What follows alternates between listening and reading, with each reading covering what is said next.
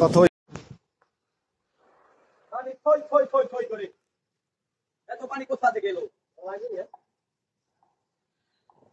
ব্রিজের নিচ থেকে দেখাচ্ছে আপনাদের ওই পানিতে করতেছে।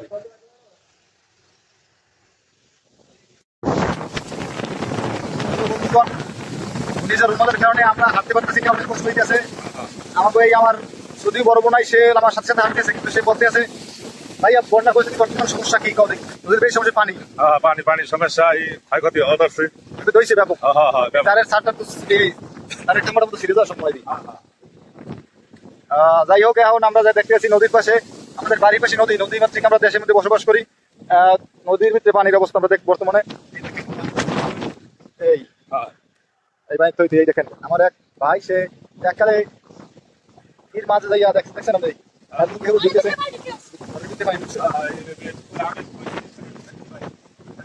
যাই হোক, এখন আমাদের আবহাওয়া অনেক খারাপ। আমার এক মামা তুমি কিছু বলো দর্শক বলতে দেন, তারা কি সেই থাকতে পারবে? এখন সেই থাকতে পারবে, সবাই আশ্রয় কেন্দ্রে যাইতে হবে।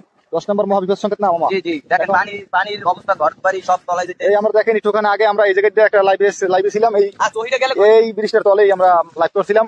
দেখেন সেখানে এখন বর্তমানের অবস্থা কি, এই বর্তমান অবস্থা এই দেখেন, ওই জায়গাটা চোখে দেখছিলাম, এই দেখেন পানি থই করে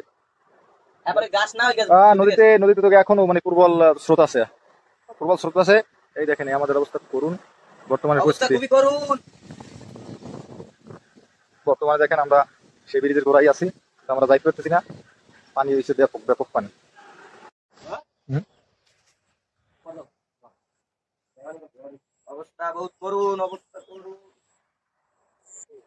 নদী থই পানিতে।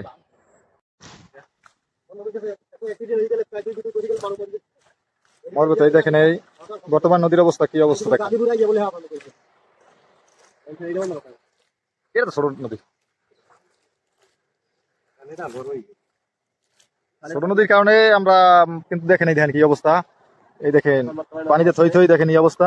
বিগত মানুষ যারা, আমি এক মুরব্বীর কাছে জিজ্ঞেস করছিলাম, বিগত দিনে এরকম পানি সে কোনো সময় দেখেনি, এত পানি হয়েছে প্রচুর।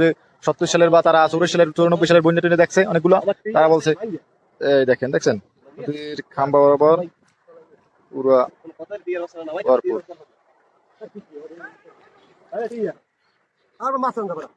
দেখেন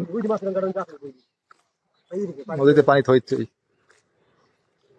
অথই পানি সাগরের মতো, সাগর ডাইরেক্ট সাগর, এত ছোট নদী তারপর সাগর মতো। এই আমরা এখন যাচ্ছি সাইক্লোন সেন্টার, এই আমাদের ওই পার।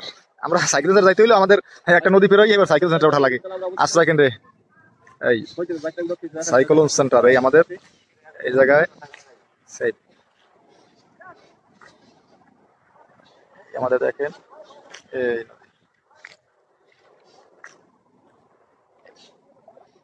এই রেড অ্যালার্ট জারি করছে আমাদের এই পতাকা টাঙ্গাই দেখছেন, এই 10 নম্বর মহাবিপদ সংকেত।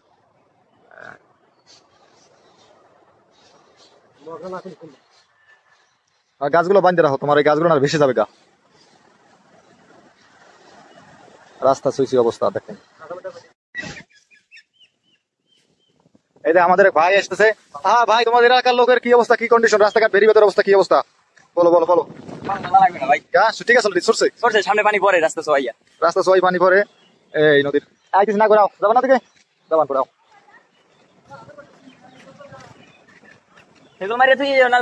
করতেছি কোন জায়গায় হইতেছে, আমরা আসছি এখন পূর্ব সোনাখালী।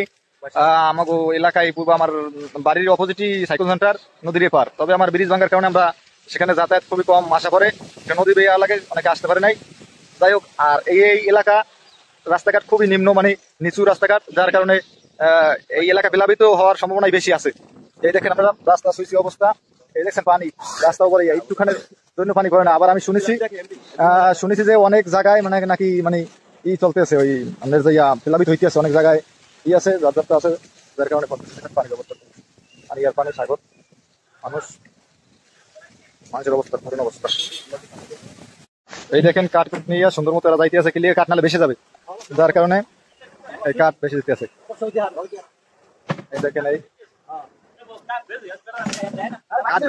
কাঠ বেসে যাচ্ছে এখন শুদ্ধ খেতে কোন কাঠ গুলো ভাসছে যায় এটা হতে চাইছে ভাই যা কইলাম। এই আমার এক বড় ভাই সে বই রয়েছে, হ্যাঁ তার সমিনের সমিন তো সইছে অবস্থা কিলিকে সমিনে পানি করছে দেখছেন কি অবস্থা সমিনে পানি ঠিক আছে।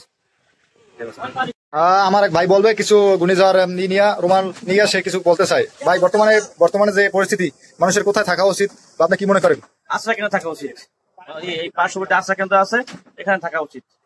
যাই হোক এখন আপনি বর্তমানে মানুষ সেইভে থাকুক এটি আপনি চান সবসময়, ঠিক আছে?